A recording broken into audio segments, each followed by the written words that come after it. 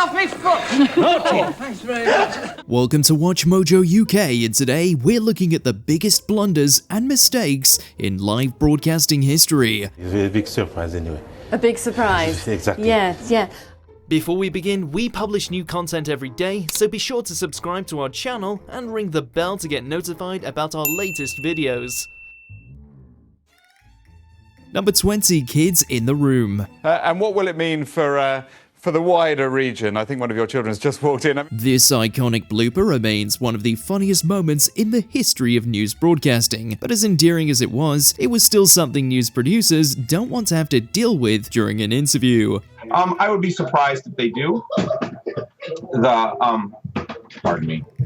Professor Rob Kelly, an American expat living in South Korea, was talking about the impeachment of the country's president when his children famously burst in through the door behind him. It all got more memorable, however, when his wife came in to pull the children away, crawling on the floor so that she wasn't caught on the webcam, except, of course, she was.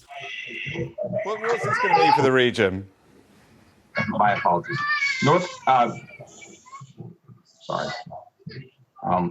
Korea.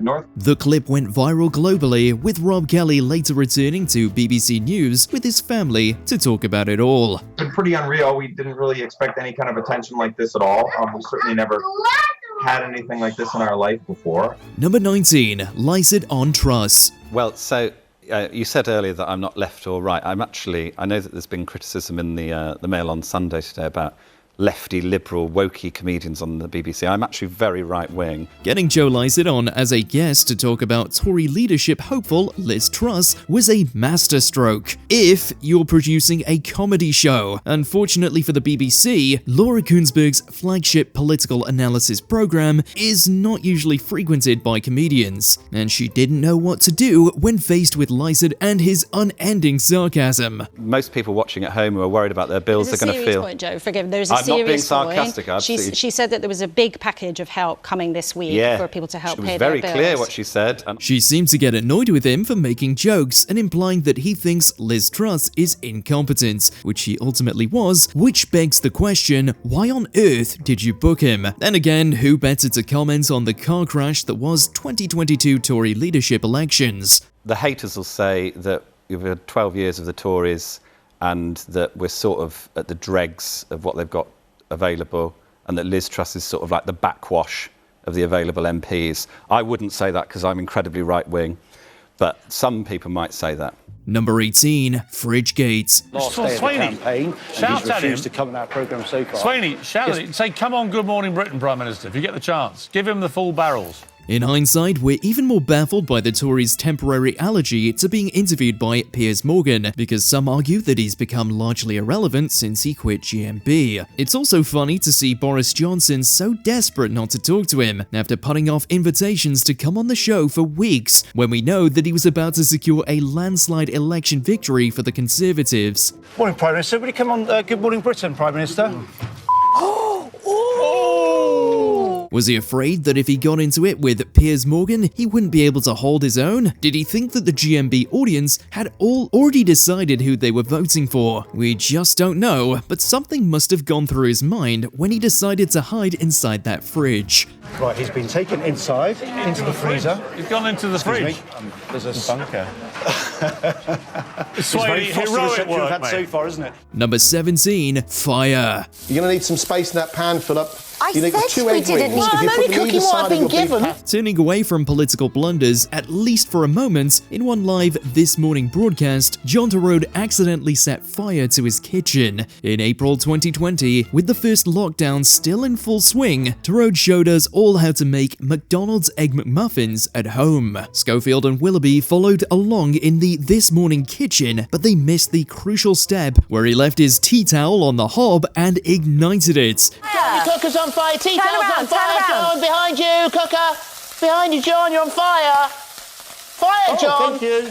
Thank you. Thank you. Because of a slight delay in the feed, we watched the flames threaten to spiral out of control. We've no idea why the live link was so bad when he was only a stone's throw away from them in another bit of London. Oh, that's my fire alarm now gone off. Brilliant. We're going to end up doing these on our own, you know that, don't you? Number 16. Bigoted woman. Free eye test, How are free you going to prescription. get us out of all this debt, Because- Gordon? You've seen this before, but it can't be overstated how impactful this gaffe was during Gordon Brown's campaign in 2010. The former Chancellor of the Exchequer had already been filling in for Tony Blair in the top job for 3 years and wanted to secure electoral victory, only to have it undone by an offhand comment he made about a constituent, Gillian Duffy. That was a disaster. He was still wired up to Sky's microphone when he said it, with the news crew later filming Duffy's reaction. What did she say? Oh, everything. She's just a sort of bigoted woman. Said she used to be Labour. I mean, it's ridiculous. He was forced to go and apologise with his political career in tatters, but maybe all that had more to do with bailing out the banks in 2008. Number 15. Monet. How on earth does this work? How can a pony do the job of a guide dog? Dogs cause enough chaos when they're brought onto this morning, let alone ponies. The ponies were relatively calm despite being on a television set, and certainly a lot calmer than Holly Willoughby, who's known for being petrified of any animal that's not a kitten or a puppy. A guide dog is unlikely to poo on the kitchen floor. A horse has... Are they house trained? Can they be house trained or horse trained? Horses can be trained. Oh, there you go. That's perfect timing. With guide ponies being offered as an alternative to guide dogs, all eyes were on Monet to prove you can keep a horse indoors just like a dog. So I'm sure a person who had impaired sight would find that extremely useful on the kitchen rug. Unfortunately, he ended up defecating on the rug, which a fully trained guide or assistance dog probably won't do. Holly broke down, and in the years since, guide horses haven't taken off. That'll be all over the internet now, and all over the carpet. Number 14. Sturgeons and gorillas. It's 6:30, it's Friday the 14th of October. Let's tell you what's coming up on the programme. There was a blunder in the editing room during this live BBC Breakfast broadcast in 2016, where Naga Munchetty and Charlie States were going to discuss the SNP's then ongoing plan to hold a second Scottish independence referendum. Except the person who showed up on the screen was not First Minister Nicola Sturgeon, it was a gorilla. We're going to be joined by Scottish First Minister Nicola Sturgeon. We'll talk to her about plans for a second referendum. Munchetty read the auto cue before State quickly intervened to apologise, saying that somebody had run the wrong image and the gorilla was actually meant to be for a story about an escaped ape at London Zoo. The gorilla in question was recaptured a short while later. I'm sorry, we've very clearly run the wrong pictures of that particular sequence. My apologies there. Number 13. Gemma Collins takes a tumble. So, let's do this! While presenting the 2017 Teen Awards for BBC Radio 1, the GC was given the honour of announcing that year's Best TV Show. After revealing the winner, she fell through an open trapdoor on the stage, needing to be helped up. Perhaps it was the shock of Love Island ever being considered the best TV show that did it.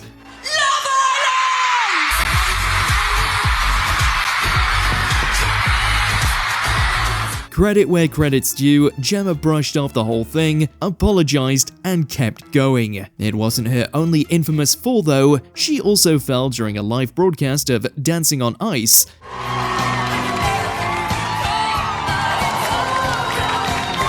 Yet again, she got back up and finished, creating another viral moment in the process. Oh my God, so sorry about that! This is live, this is what happens! Number 12, Nadine Dorries versus Channel 4. I think the future and the longevity of that broadcaster should be brought into question and should be, particularly when it's a receipt of taxpayers' money. Though some would argue she's embarrassed herself during every television appearance, from barely being able to read the teleprompter while presenting Talk TV, to arguing with Charlie States about whether she was texting Boris Johnson, this moment takes the cake. While we all know, or at least suspect, that politicians are incompetent, here was proof given to us all on a silver platter during a live select committee broadcast. Just because Channel 4 has been established as a public service broadcaster, and just because it's in receipt of public money, we should never kind of audit the future of Channel 4. Far from being another boring committee, she was arguing that Channel 4 should be sold because it was a burden to the taxpayer. It was immediately pointed out that Channel 4 is A, profitable, and B, doesn't receive any TV license money. She didn't know where to look. But Channel 4 is not like the BBC. It's not in receipt of licence fee money. It makes its money from commercial operations. And so, although it's, but... Number 11, stuck pudding. Right, so the idea is that you flip it up and shake it. More culinary mishaps. The hairy bikers were chucking together a sponge pudding on Saturday lunch, but they couldn't get it out the bowl. It's always chaos on Saturday Kitchen, in fairness, with the celebrity guests all plied with booze while they wait for their scran. Oh, flippin' Nora. Like TD. Right. Now, if it doesn't come out the first time, just slide the knife around. What you do, just put the knife to release the pressure. Apparently their strawberry pudding went great in rehearsals and popped right out the bowl, but not this time. Look at that.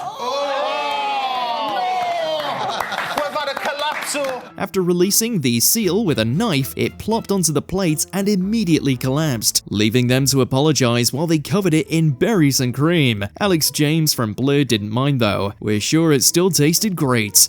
Quick, the berries on Put the top. berries in. What you do is you lace the berries on here like that, and it looks all lovely. Yep. Number 10, Adam and Ian.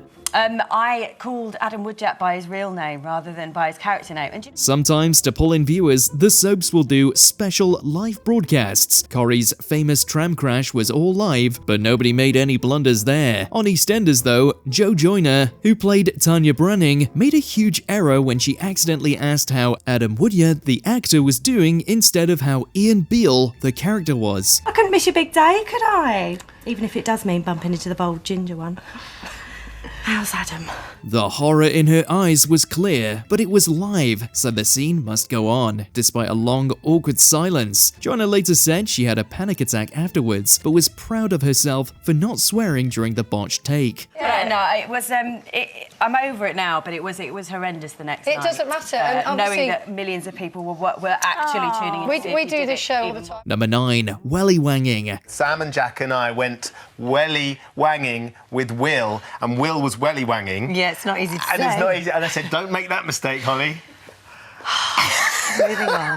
Holly Willoughby was presenting with Ben Shepherd on this edition of This Morning, throwing back to the previous year when they practiced welly wanging in the studio with some small kids' wellies. It turns out that Shepherd has made welly wanging into a hobby with his kids, but are we sure it's child appropriate? Perhaps not, given Holly's NSFW slip-up when she said the one thing she'd been trying desperately not to. Have you ever hit anything that you've been throwing at? Funnily enough, I've never willy wanged since then.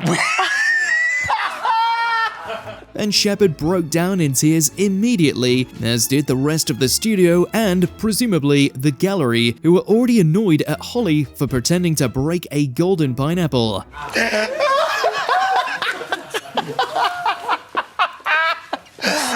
I, however, haven't stopped. Number 8, Ollie Murs' big mistake. Okay, Rita, over to who are you sending home and why? It was between Monica and Anton in this round of the X Factor. One of them would be going home that week, but who? Well, if you listened to Ollie Murs, you already knew way ahead of time, because he announced that Monica was going to be leaving before the deadlock was revealed. We've just heard Monica and Anton sing, and now we'll ask each judge who they want to send home tonight. But then Monica really did go home that week, leading to allegations of a fix. X Factor was embroiled in controversy, though Murs has always insisted it was just a simple mistake and the results hadn't been chosen ahead of time. Unfortunately, Monica, you are going home, I'm afraid. So, Anton... No, Ollie, she's not, no. Oh, she's not going to break. No, we're sorry. going to deadlock. Judges, okay, sorry, I got that wrong. Sorry, my fault. Sorry. Apologise for that. Sorry, Monica. He left the program after that series and said years on that he regrets what happened and how much the show was affected. Number 7, Lulu the elephant. And actually, in Ceylon, even the male elephants don't have tusks. And, we're having a slight penny down here. There are rumours that this incident was pre-recorded, but as expensive as TV film was back in the 60s, you'd have to think that an elephant emptying its bowels all over the Blue Pizza studio warrants another take. Alec, thank you very much indeed. Can you? Yes, I'll we'll just stand back a little bit. Oh, Whatever the truth, Lulu the Indian elephant lives on in infamy for the chaos she brought to the sets. They were promoting their upcoming tour of Ceylon, Sri Lanka today, and trying desperately to wrangle Lulu. Here she comes. What's the matter, baby? He doesn't want to leave us. Hello. Here, off you go. Bye-bye, Lulu. But she headbutted people, she stamped on their feet, and of course, pooed and weed all over the floor. After all that, she still didn't want to leave them, much as the dogs whining off camera wanted her to go away. They're going to spend it out in the country, but Lulu won't be there. Oh dear. Number 6, severed finger. It's like, no, you haven't cut yourself. I'm fine. We'll just crack on through. It didn't happen. Are we? Oh, yes. Okay. I can see. We've just cut. In more dramatic scenes from Saturday Kitchen, presenter Donal had a bit of a mishap while chopping parsley. He wasn't quite paying enough attention and managed to cut off the tip of his finger. We've just cut my finger, and that's okay because this is live television, very sharp knives. Julian Clary, the celebrity guest that day, stepped in to make sure he was all right and finished the cooking under Donal's instruction. We're not sure how much blood there was, but Julian was horrified. I haven't normally presented television with a towel around my hand, but today, we're fine. Julian, will you stop being so dramatic? He finished the segment with his hand wrapped up in a tea towel, ever the professional. In hindsight, he'd called it embarrassing, although we're not sure that was the best word, considering he kept calm and carried on. You poor thing. Don't worry. You're feeling faint. I may need you to carry me down to the studio in a minute, but we should be fine. We should be fine. I am okay. Number 5. I don't know, Jeff. We're off to Fratton Park, where there's been a red card, but for who, Chris Kamara? I don't know, Jeff, has there? I must have missed that. An iconic moment in sports coverage, Chris Kamara was pitchside to commentate on Portsmouth versus Blackburn that weekend, but didn't seem to know what was happening. He was utterly oblivious to Anthony van den Boer's red card, unable to say who'd been given a red card or what he'd done to be sent off. Chris, have you not been watching? I haven't. I don't know where that's come from, Chris. I have no idea what has happened there. Apparently, he'd been told to move further away from the pitch because of the rain, meaning he had missed the crucial moments and was forced to own up. What's happened, Chris? I don't know, Jeff. He later said he thought he'd get sacked over it, though it really wasn't his fault and only endeared him more to the public. Not that people didn't love Cammy already. No, you're right. I saw him go off, but I thought they were bringing a sub on, Jeff. Number 4, The List. Well, these are extremely serious allegations, and that's why the government has moved so quickly to try and get to the bottom of exactly what they are. ITV was in hot water in 2012 when then PM David Cameron rocked up for an interview, only to be questioned about alleged noncing by Philip Schofield. He got his list by doing some Google searches and wanted the Prime Minister to go through the people on it and investigate them. Because otherwise, a momentary cursory glance at the internet. It took me about 3 minutes last night to continually find a list of the same names. Unfortunately for him and for ITV, the list was visible to the cameras, meaning that some of the people on it had grounds to sue the broadcaster for libel. I have those names there. Those are the names on a piece of paper. You know the names on that piece of paper. Will you be speaking to those people? No. Tory peer Lord McAlpine went after them, winning, and said that he'd donate the costs to charity. Schofield had to apologise for the stunt. Number 3, Michael Fish. Good afternoon to you. Earlier on today, apparently a woman rang the BBC and said she heard that there was a hurricane on the way. Well, if you're watching, don't worry, there isn't. Was there ever going to be a hurricane, or wasn't there? Certainly don't try and ask Michael Fish. He calmly assured viewers that there wasn't going to be a hurricane, which was only slightly true. What happened wasn't technically a hurricane, but it was the biggest storm to hit Britain for centuries, with wind speeds well over 100 miles an hour. But there's a vicious-looking area of low pressure on our doorstep, nevertheless, around about the Brittany area, and that is going to head across the southeastern corner of the country. 22 people died and billions millions of pounds in damages were done. The impact of the Great Storm of 1987 led to massive improvements in weather forecasting to understand how the storm formed so rapidly. Decades on, and Fish redid his weather report to correct his notorious blunder. Good evening to you. Earlier on today, a woman rang in and said that she'd heard there was a hurricane on the way. Well, I can assure you that in fact, there is, and it's going to be rather big. Number 2, Guy Goma. So what does this all mean for the industry and the growth of music online? Well, Guy Cuny is the editor of the technology website News Wireless. Was this the job interview to end all job interviews? In 2006, an ordinary man named Guy Goma turned up on News 24 to weigh in on the Apple versus Apple court case where the Beatles were trying to sue Apple over iTunes. They confused Goma, there to interview to be a data cleanser at the BBC, for a technology journalist, bringing him onto live news and asking what he thought of the case. I'm very surprised to see this verdict to come on me, because I was not expecting that. He actually had some insights about what the impact of the case ruling would be, and ended up appearing on various follow-up interviews where he was questioned on complex topics. Did you not think it was a bit odd that they were trying to put makeup on you for a job interview as an accountant? The story gets weirder though, because in 2023, he announced he was going to sue the BBC for royalties. Would you like to do the 10 o'clock news? Hugh Edwards, gone. I don't mind. Number 1, wrong winner. Now the public have spoken. Hush, children.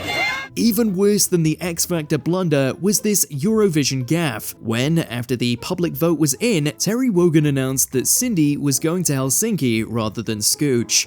And tonight, I can reveal the act that will represent the United Kingdom of Great Britain and Northern Ireland. He was promptly corrected by Fern Cotton, co-presenting, who had to break Cindy's heart and reveal that her efforts were for naught because Scooch went through. 1, 2, 3, Cindy! But what was the worst mistake, announcing the wrong winner, or the public voting for Scooch in the first place, considering they ended up being rubbish?